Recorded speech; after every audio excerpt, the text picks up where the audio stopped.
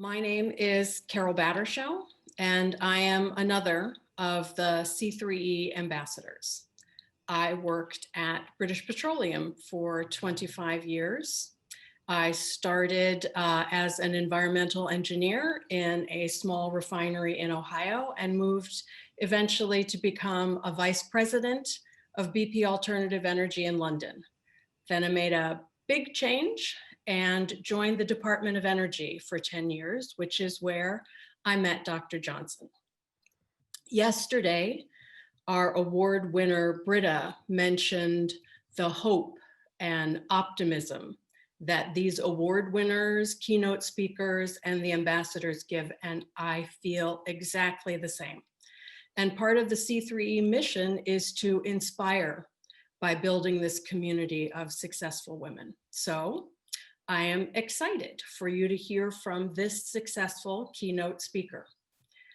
While I worked in 2 different sectors, and I know how challenging that was, she has been a leader in 3 sectors: academia, business, and the government. I'm pleased to introduce to you a woman I know and admire, Dr. Christina Johnson. She is an engineer, inventor, entrepreneur, and is currently president of the Ohio State University. Prior to her role at Ohio State, she was chancellor of the state university system in New York, and she's held other leadership positions at universities such as Duke, Johns Hopkins, and the University of Colorado. Dr. Johnson earned her BS, MS, and PhD in electrical engineering at Stanford. She's the author of about 150 papers and has more than 100 patents.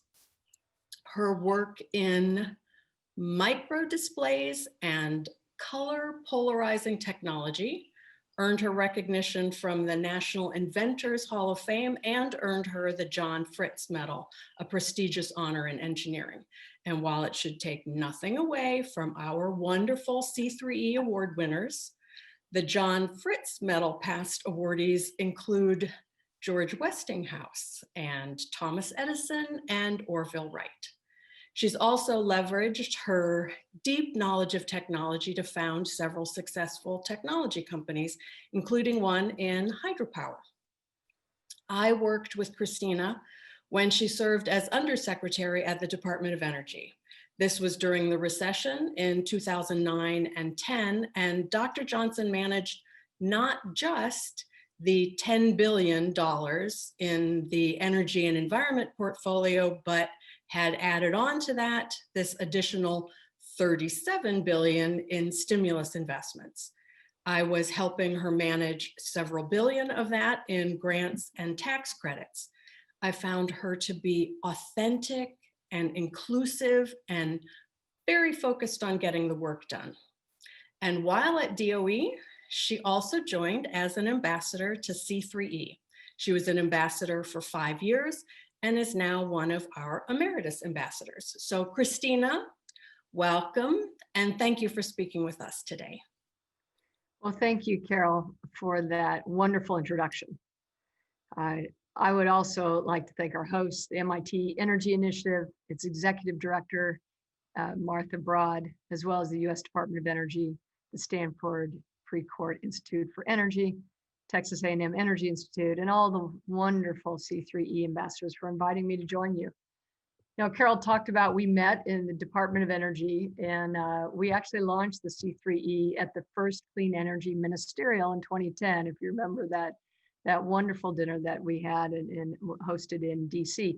And one of the reasons that it became obvious to us to do that is that I had been at Copenhagen 15 in December of 2009 and noticed that a lot of the leaders of other countries in energy and the environment were women, whether it was Denmark or Greece or South Africa or even in the US. So we thought, since women handle a lot of the energy, are responsible for utilizing a lot of the energy, it made sense for us to get together, and hence that was sort of the founding. You know, we're working really hard to attract more young women to major in the physical sciences and engineering, and listening to the mid-career winners, I am definitely optimistic. You know, according to McKinsey, only 1/3 of entry-level hires in energy are women, and fewer are underrepresented minorities. So if we're going to have a robust and clean energy infrastructure, we need to get after it. And we are. And this is one of the programs that does it. You know, I think that when I think back on the being Undersecretary of Energy during the first Obama administration, there are three things that I'm most proud of. And certainly C3E is the first. You know, the second one is, as Carol alluded to, we had the responsibility of deploying not only 37 billion in energy and environment grants through the American Recovery and Reinvestment Act, but also managing the $10.5 billion annual budget in energy and environment, as well as 56 billion in loan guarantees. And we did this by a very rigorous peer review process. My senior science advisor at the time, Dr. Mark Hanchey, and I read every single proposal that was awarded. We also read some that weren't awarded just to make sure we didn't miss them. And that was in part informed by the Secretary of Energy at the time, Stephen Chu. And he could pick up any proposal at any time in the award pile and ask the question, why was this funded? And I always had to be ready with a scientific answer. And more importantly, we had to make sure that the reviewers that were available to review these terrific proposals were outstanding. So we wrote to every single research institution in the country, to the presidents, asking them to volunteer some of their faculty members and give up their time to review the proposals, because we wanted to make sure, because of the urgency of climate change and cooking our planet, that we were funding the best of the best. And we read proposals, as I mentioned before, not recommended for funding. Like there was one called C Micro. They had discovered ways of lowering the energy required to do high performance computing by cascading low power processing units used in gaming.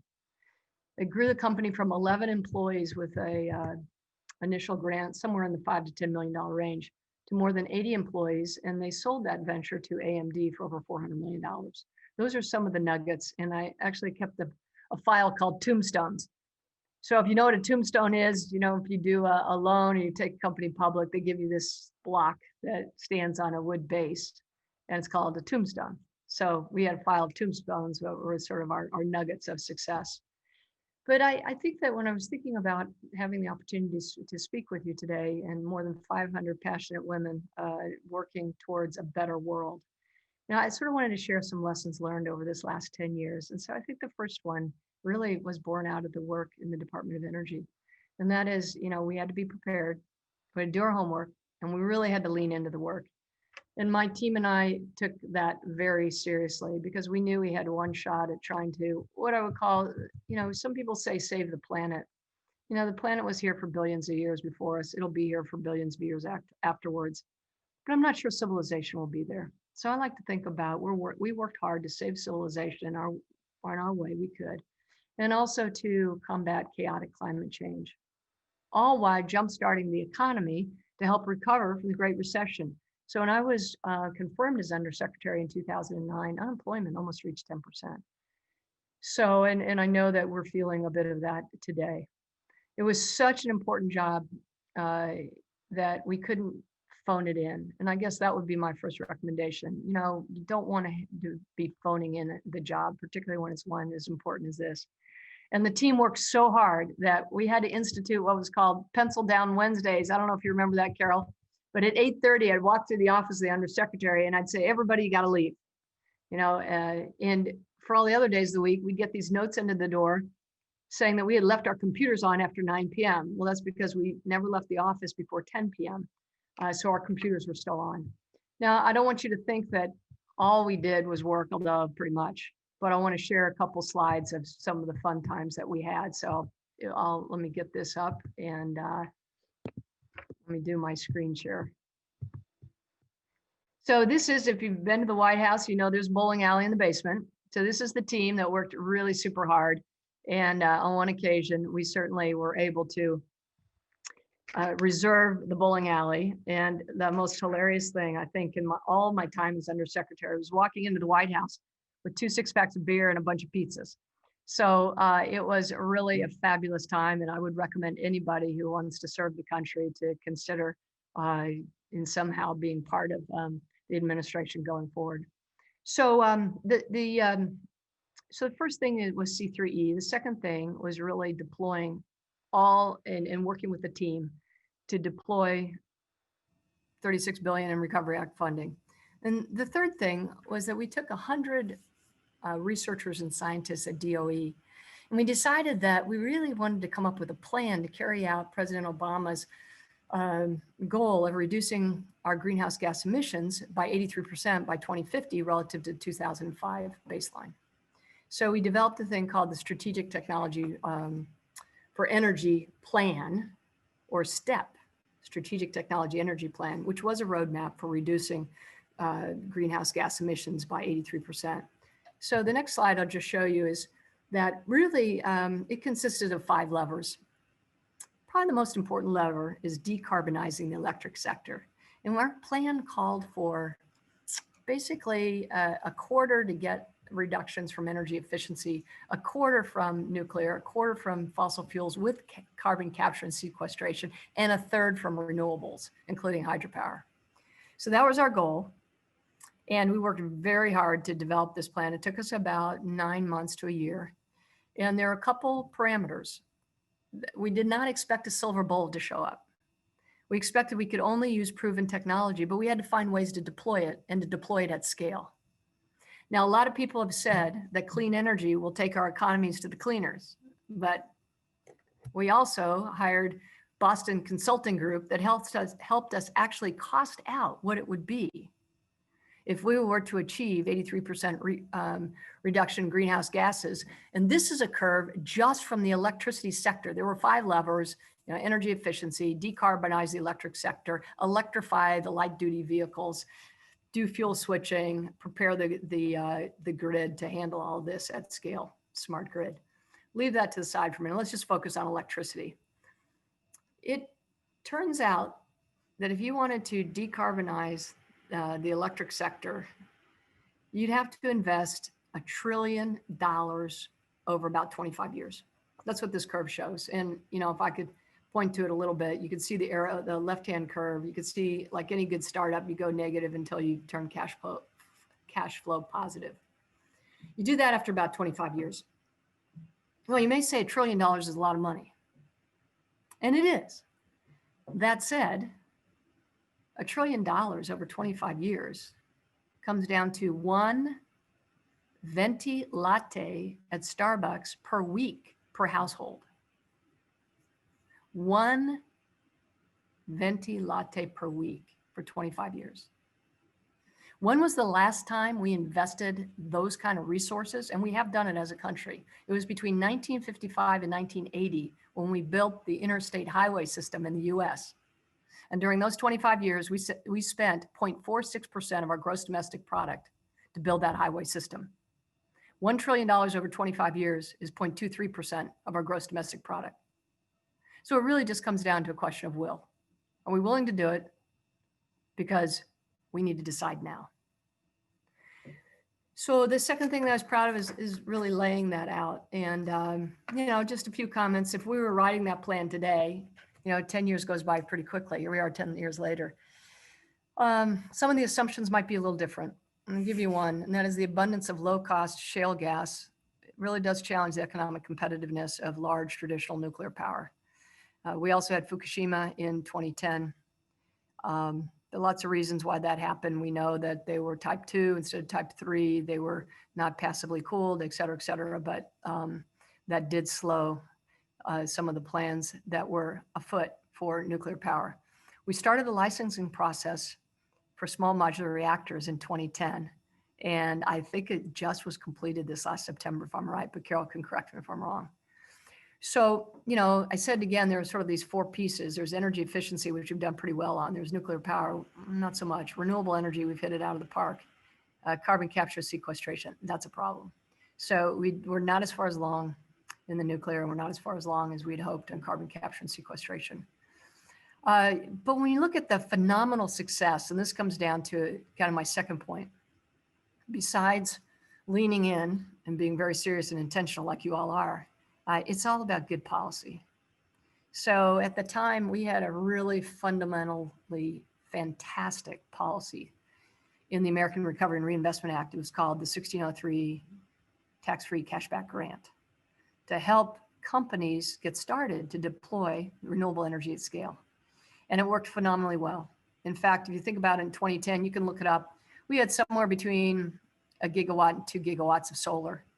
Today, we've got over 65,000 gigawatts of solar installed. That's phenomenal. Wind, we went from about 40,000 megawatts in 2010 to over 112,000 megawatts today, which has surpassed hydropower in the US, which was the largest and original renewable. We've also made steady progress towards the electrification of our light duty vehicle fleet. So, as I said, these advances were in part due to good policy. And, this is something that I noodle with sometimes when I, like to work with numbers being an engineer. But if you talk about, I can succinctly explain what I mean by good policy. I'm not saying these are bad policies. It's just that some policies are more efficient than others. So if you look at cash for clunkers, we spent about $5 billion on to take cars off the road. And you look at what we spent on the 1603 tax-free cashback grant. Cash-free tax-back grant is about 33 times more efficient than cash for clunkers. So if anybody wants the calculations, I'm happy to share that. So as a result, I think my third piece of advice would be to energy policymakers is that we need some kind of metric in which to evaluate them. And, my metric was dollars per ton of CO2 mitigated from going into the atmosphere. Now, my time as undersecretary, I really believed in these policies and they worked well. And after I left the Department of Energy, I founded a company because I wanted to contribute to the STEP plan that we had done. And I could see that solar was just taking off. Wind was doing quite well. But hydropower had sort of stalled out. And so I wanted to see, well, what is this about hydropower? And there's another reason that I was quite interested in hydropower. And that's a personal one, which I'm going to conclude the presentation today with. So I won't do the spoiler alert right now. But I did start a company, and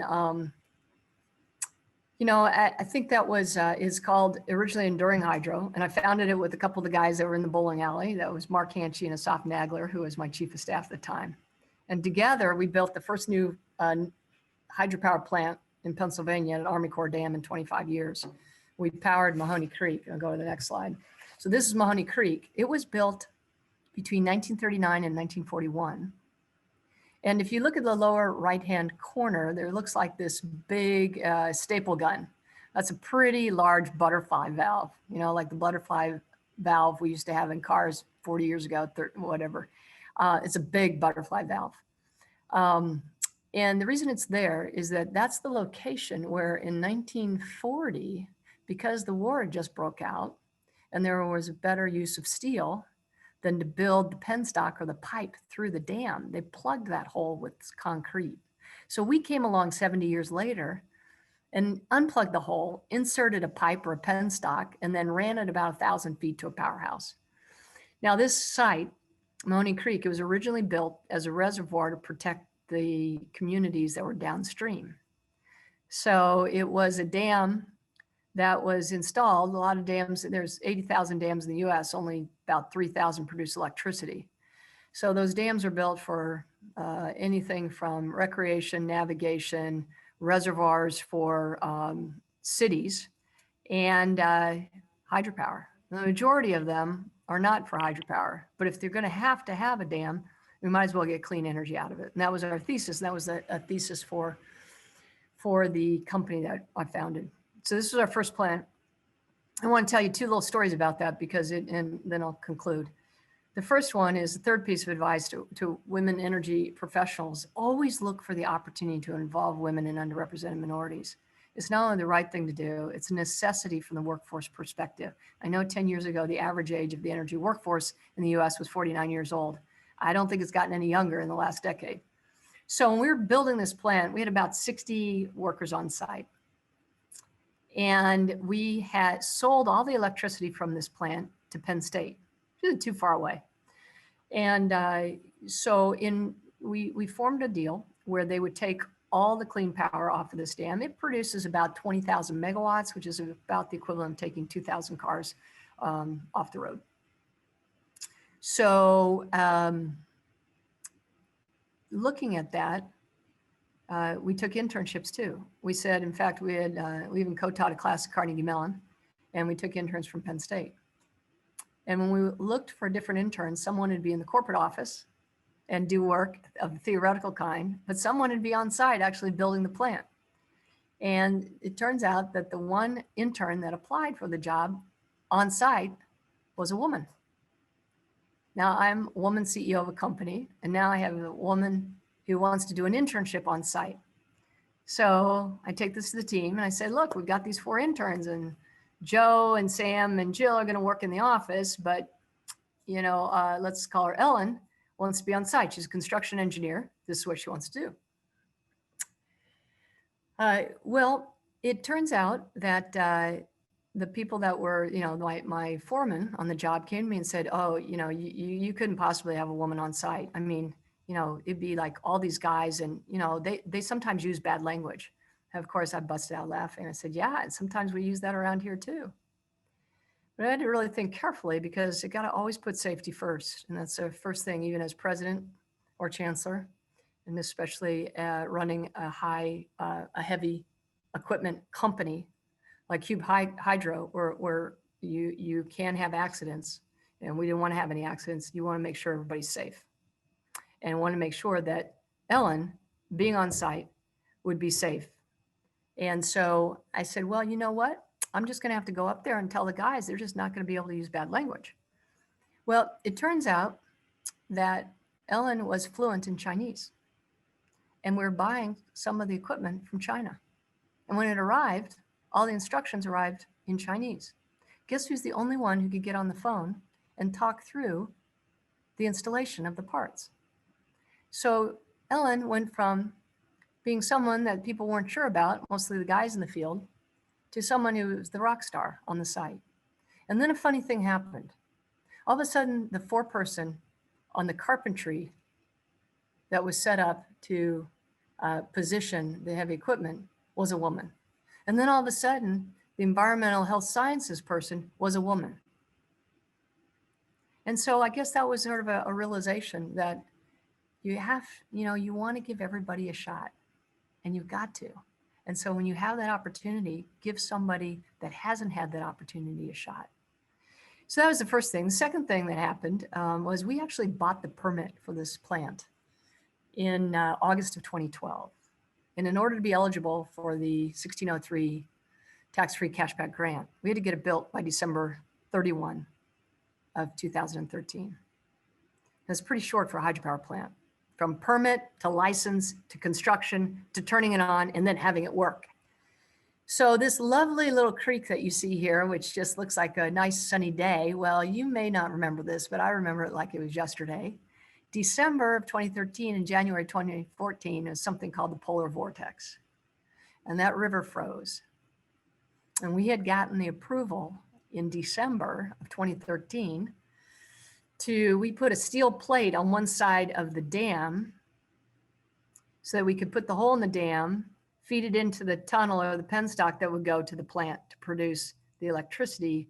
And it had to produce at least 1 kilowatt hour of electricity before year end.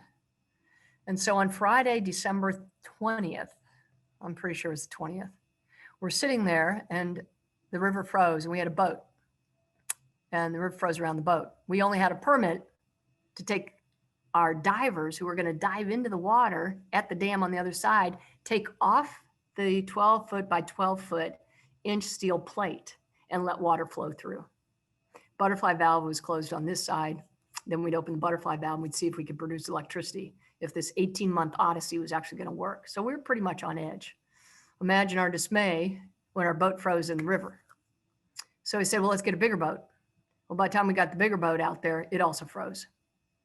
So on Friday afternoon, we're sitting around, and some of the same folks that were in that bowling alley picture, we started brainstorming, what are we going to do? We've got a permit. We have to take the divers out on a boat.